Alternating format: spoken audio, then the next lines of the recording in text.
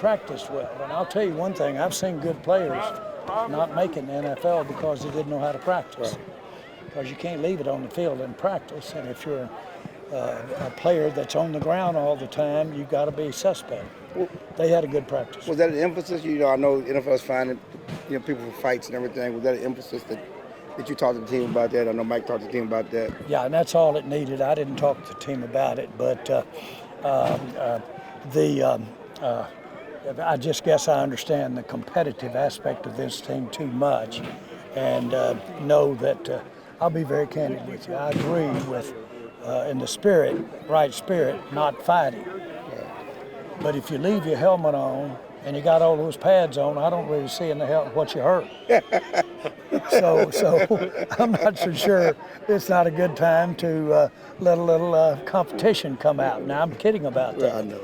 And because you just don't need to use up that much mentality in that type of thing. It's I saw where Mike said it just is a waste of effort and time.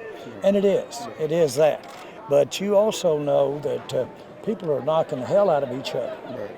And if you got anything in you at all, it could get you a little hot. Right. Did you find yourself watching one ball side of the ball or the other? I don't know if you focus on offense or defense, or where were your eyes going? I thought both defenses, both teams, had the upper hand today, which doesn't surprise me at all. But first of all, Rams weren't showing us what they're going to be using in the Super Bowl. Right. And we didn't pull all ours out either. Right. So that's the nature of these kind of practices. So as far as it doesn't surprise me at all that the defense, under the standards of a practice, would look a little better. So much talk about your run defense. How do you think they held up against this Rams offense that has a lot of eye candy and things with their run game and things that they do? I like what we're doing offensively. I really like what we're doing with all of our draft picks are really doing as well as a group of any draft we've ever had. So that's a big plus. I've said this, I didn't see anything out there today in the drills against the Rams that doesn't keep me excited about our offensive line and the depth there. So all of that bore out, and it's really neat to have this kind of practice and turn around and go actually play them. And so I think there's a natural carryover that will really help. They've got enough here that we could have a real productive preseason game. With Dak unlikely to play in the preseason, probably the last time that he's going to face another team was out there until probably a month from now against Cleveland. What did you think of how he looked? I didn't think about him, not having competition to work against for the next 4 or 5 weeks. I don't think he needs that for the price you pay for exposure. And I'm really proud that our other quarterbacks are going to get that exposure. So that's a plus. Dak's been just outstanding in my eyes so far in this camp. And so the type of thing we need to do is we need to see 19. We need to see him, what he does in game conditions, since we have never seen that. And so that's important, just to get a read for him when it's live. And so that's an example. He's really, in my mind, out there just like if we just drafted him. Jerry, he's having a good camp. What are you most curious to see about Lance in a game? Curious to see when game type situations, curious to see how he reacts, understands where he is on the field, understands the football situation, and how he does in the pocket particularly. Jerry, what do you think about what you have at running back right now? Well, I like the big runs I saw today were number 15, here. But seriously, I like where we are. I like the numbers that we're working with. And so I can flat go to war with this bunch. You said 15. You saw some juice in Zeke's legs today, huh? Well, I've seen juice in his legs. I said that. When one of y'all figure out how to determine whether or not he still got it or not with what we're doing out here at practice, tell me about it, okay? That's hard to ascertain. But you did like what you saw from him, I mean. Oh, yeah. I like what I've seen from Dak. And by the way, no surprise at all. Dak is an outstanding practice player, and he's outstanding prepared when he does get in competition. And I don't think there's anybody in the sports world that doesn't know that he'll compete when the kickoff of the first game, real games happen. I'm proud to have that. What is your confidence in this group of pass catchers without CeeDee Lamb? Well, I don't expect not to have CeeDee Lamb, but this camp has given times opportunities, target opportunities, not just route running and the kinds of things that the full body work for a receiver, but it gets a lot of target opportunities for the people who need it most, and that's the ones that aren't proven, like CeeDee. So it's a great plan to see your receiving core and develop a receiving core from the rookies. Week 3 is winding down. Can you envision September 8th coming and CeeDee Lamb not being ready to go? Well, I don't know about that, but I know that we're getting great work, making real progress, and I don't think losing a step at where we are now. Are you saying there's a sense of urgency as you begin the preseason to get CeeDee done? No. No? Why you say that? I'm just I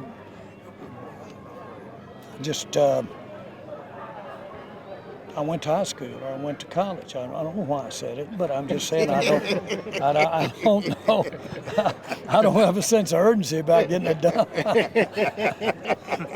It's a long-standing tradition. Pick any reason you want. I was at Nobu 2 days ago. Give that as the reason. Yes, Whatever you want to put out there. That might answer my question, Jerry.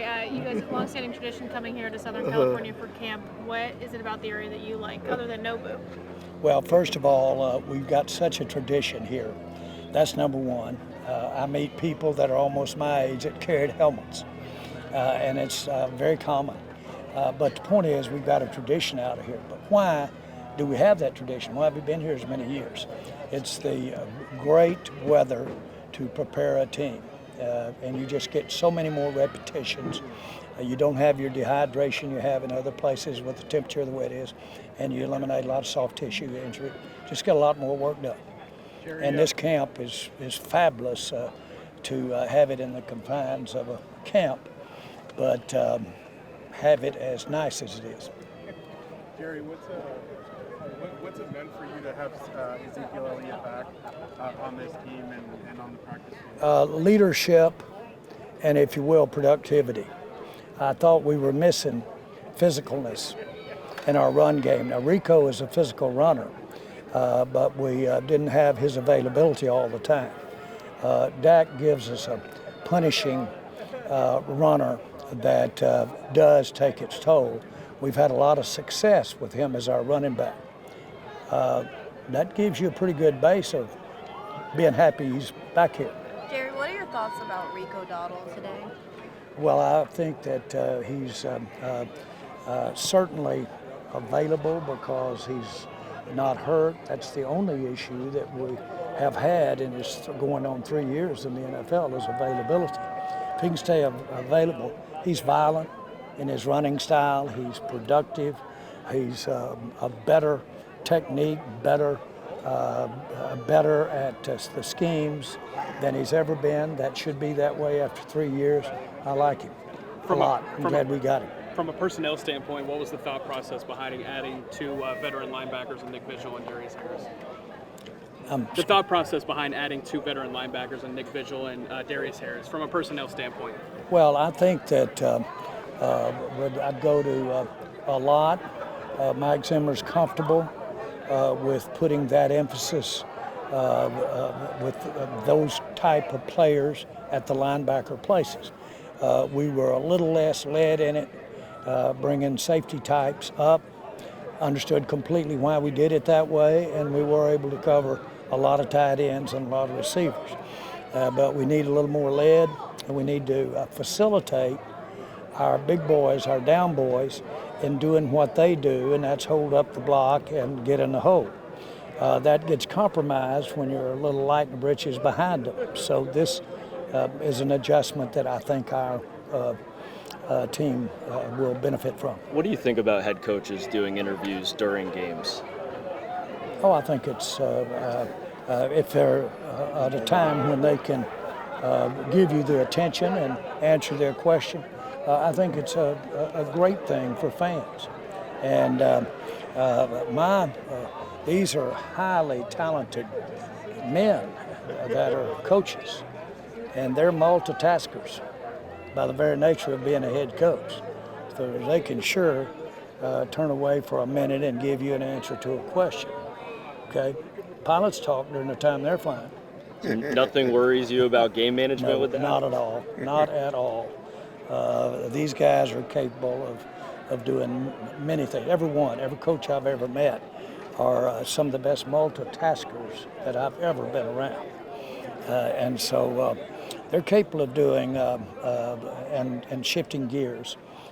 Very much think it's great for the fans to hear from the coach during the competition. What have you thought of Brock Hoffman running with the ones so far in camp? I think he's holding him off in a very impressive way. Brock Hoffman was, when we were discussing our offensive line during the spring and looking for the draft and looking at free agency, his name came up, said, boy, don't discount him. He's really impressive, and he is evolving. He's getting better and better and better. Well, you're seeing that. And I think he is a starting center in the NFL. Thanks, man. Thank you, sir. Thanks, guys. Thanks, Jerry.